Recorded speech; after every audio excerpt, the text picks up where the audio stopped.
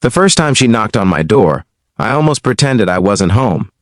7 months had passed since she moved into the apartment across the hall, and during those 7 months I had done something that felt almost childish.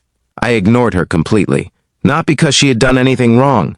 Not because she was rude or unpleasant. In fact, it was the opposite. She was kind. Too kind. The kind of person who smiled at strangers in elevators and remembered the names of the elderly neighbors. The kind of person who watered the plants in the hallway when the landlord forgot. The kind of person whose quiet laughter echoed softly through the corridor like a warm melody on cold evenings. And that was exactly why I kept my distance. Because after what had happened in my life, kindness felt dangerous. Before we continue this story, take a moment to like this video, comment where you're watching from, share it with someone who believes in second chances, and subscribe to the channel if you believe that even broken hearts deserve a new beginning. 7 months earlier, I had moved into that building with nothing but 2 suitcases and a silence that had settled deep inside my chest. 2 years before that, my life had fallen apart in ways I never imagined possible. A marriage that lasted 8 years ended in one quiet conversation that felt louder than any storm. My wife had packed her bags, leaving behind an empty closet and a house that suddenly felt too large for one person. What hurt the most wasn't the betrayal or the arguments we once had. It was the realization that the person I had built my future around had slowly stopped loving me long before I noticed. After the divorce, I became someone different, quieter, colder, more careful. I stopped answering calls.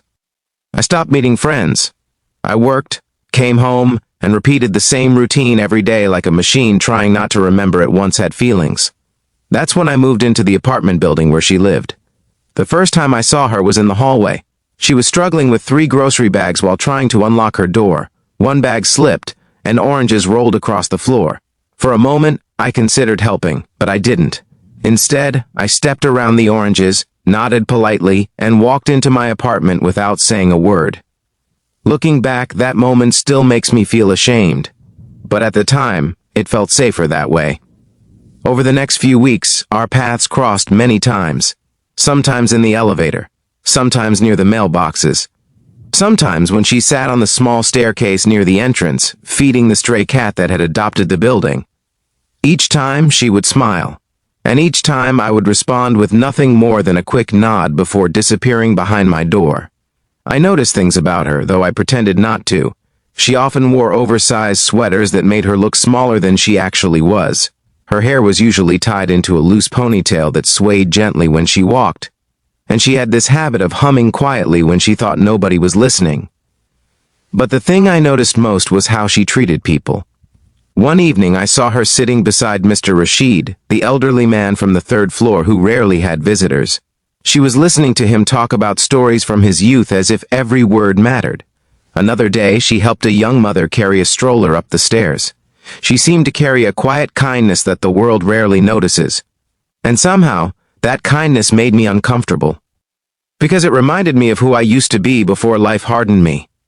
Months passed like this. Silent encounters, polite nods, no conversations, until the night everything changed. It was raining heavily that evening, the kind of rain that turns city lights into blurry reflections on wet pavement. I had just come home from work, exhausted and lost in my usual thoughts, when I heard a soft knock on my door. At first, I assumed it was a mistake. Nobody ever knocked on my door. But then it came again, gentle, careful. I opened it slowly, and there she was, standing in the hallway with slightly damp hair and a small, nervous smile. For a moment, neither of us spoke. She looked like someone trying to gather courage for something simple yet strangely difficult. Then she said the words that would slowly change everything. She asked if I would like to have a coffee with her. Not tomorrow, not next week, right now. The request caught me completely off guard. 7 months of silence, and suddenly she was standing there asking me to share a cup of coffee like we were old friends. My first instinct was to refuse, to close the door gently and return to my safe, quiet loneliness. But something stopped me. Maybe it was the sincerity in her eyes. Maybe it was the rain outside. Or maybe it was the realization that for 7 months, someone had continued smiling at me even when I gave them nothing in return. I hesitated, and that hesitation was enough. She laughed softly and explained that she had accidentally made too much coffee and didn't want to drink it alone. The explanation felt slightly awkward, almost like an excuse she had rehearsed. But something about it felt genuine, so for the first time in 7 months, I stepped out of my comfort zone. I followed her into her apartment. It smelled like cinnamon and fresh coffee. The living room was small but warm. A soft yellow lamp lit the corner where a few books were stacked beside a couch. A small plant rested near the window, its leaves gently tapping the glass as rain continued outside. She handed me a cup and sat across from me. For a while we simply drank coffee in silence. Surprisingly, it wasn't uncomfortable. It felt peaceful. Eventually she spoke. She told me she had noticed me the day I moved in. She noticed how quiet I was, how I always looked tired, how I never stayed long enough in the hallway to talk to anyone. Then she said something that caught me completely unprepared. She said she didn't think I was rude. She thought I was hurt. Hearing that felt strange, because she was right. But she wasn't supposed to know that.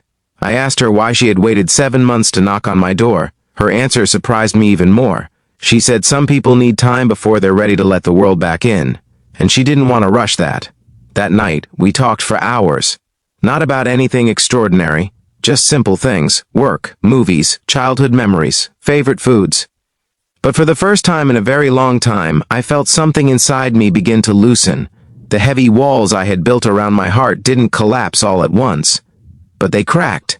Over the next few weeks, coffee became a quiet tradition, sometimes at her place, sometimes at mine. We didn't force conversations, we simply shared space. And slowly, I found myself smiling again, laughing again, even noticing small things about life that I had ignored for years. Then one evening, while we were sitting on the staircase feeding the stray cat together, she told me something that explained everything. She had gone through a painful breakup 2 years earlier, the kind that makes people question their worth. She said she recognized that same loneliness in my eyes the first day we met. But instead of running from it, she chose to be patient with it. Listening to her made me realize something important. Sometimes the people who appear the strongest are simply the ones who have learned how to survive pain quietly. And sometimes the person who helps heal your heart is someone who understands exactly how it broke. Months passed. Our friendship grew into something deeper without either of us forcing it. We started exploring the city together, trying new cafes, taking long evening walks, laughing about small things that once seemed meaningless. And one night, as we sat watching the sunset from the rooftop of our building, I realized something that felt both terrifying and beautiful. For the first time in years, I wasn't afraid of caring about someone again. If this story has touched your heart so far, please take a moment to like the video, share it with someone who believes in quiet miracles, and subscribe to the channel for more emotional stories like this. And before we reach the ending, I have a small request for you. Comment the word second chance if you believe that life sometimes sends the right person exactly when we need them most. Because sometimes healing doesn't come through grand gestures.